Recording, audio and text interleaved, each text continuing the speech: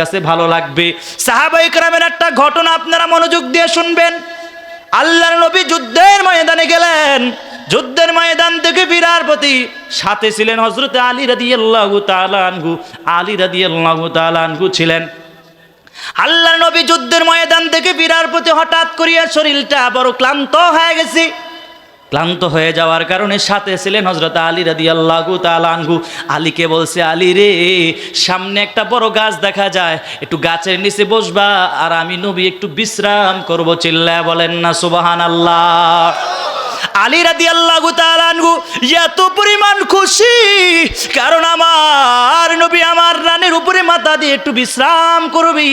এই জন্য আলী রাদিয়াল্লাহু তাআলা এত পরিমাণ খুশি হয়ে গেলেন। এবার টাইমটা ছিল দুপুরের টাইম। নবীও নাস্তা খাইলেন, আলীও নাস্তা খাওয়ার পরে এবার আলী রাদিয়াল্লাহু তাআলা আনহু বসে গেলেন। আমার নবী আলী রাদিয়াল্লাহু তাআলা আনহুর রানের উপরে মাথা দিয়ে একটু ঘুমাবেন, বিশ্রাম করবেন, এই আশায় আমার আলী বসে গেলেন। আল্লাহর নবী এবার দুপুরবেলার টাইম ছিল।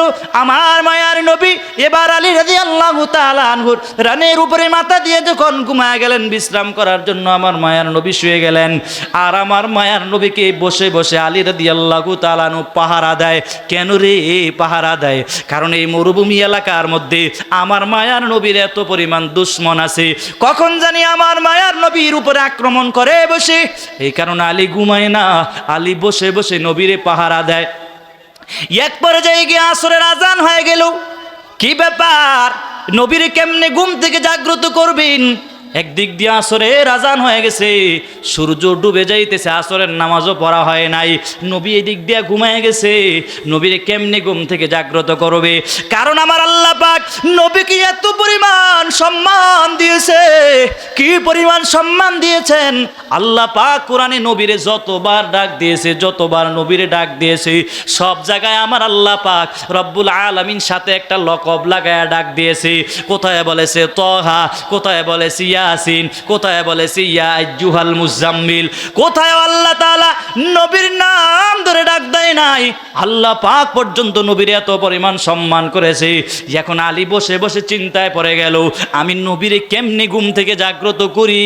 কারণ আমার মায়ার নবী ঘুমায়।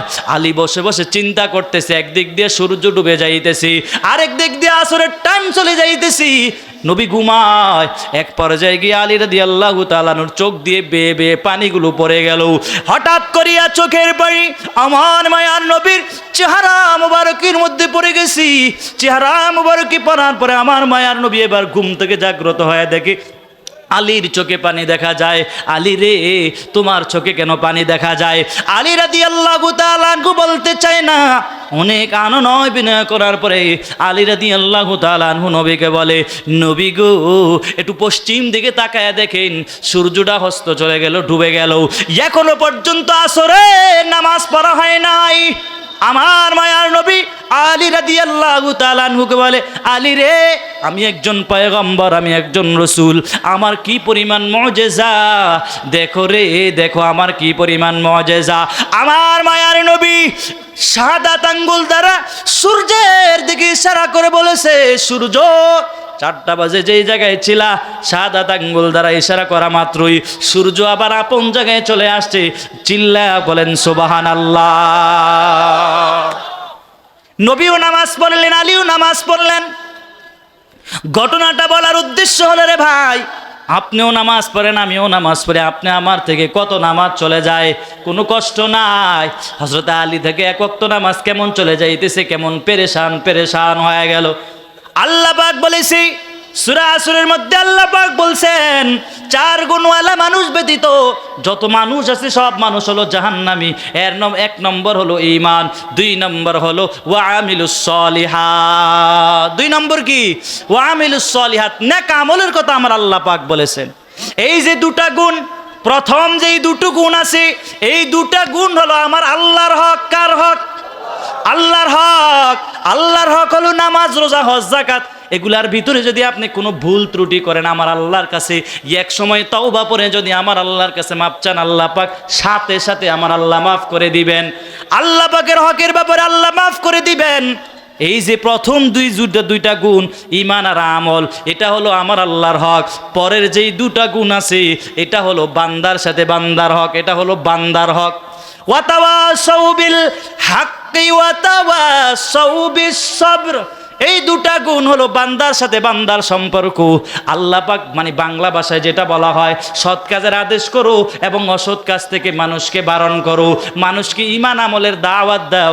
আর দাওয়াত দিতে গিয়ে কত মানুষ তোমারে কত কথা বলবে, কত মানুষ তোমারে গালি দিবে, কত মানুষ তোমারে কাঠমোল্লা বলে গালি দিবে, কত মানুষ কত জিনিস নিয়ে ব্যঙ্গ করে তোমাকে বলবে। বিপদ আসলে ধৈর্য ধারণ করা লাগবে, এটা হলো বান্দার হক। ভালো করিয়া বুঝবেন, কেউ যদি শুধুমাত্র এলাকার ভিতরই সে শুধু ঈমান আর আমলটা ঠিক করলো, বাকি এই দুটো গুণ যদি তার ভিতরে না আসে, সেও জান্নাত পাবে না রে।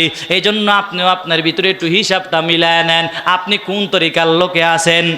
শুধু ঈমান আর আমল নিয়ে বসে থাকলে হবে না, আপনার এলাকার আপনার পার্শ্ববর্তী মানুষকে দাওয়াত দেওয়া লাগবে।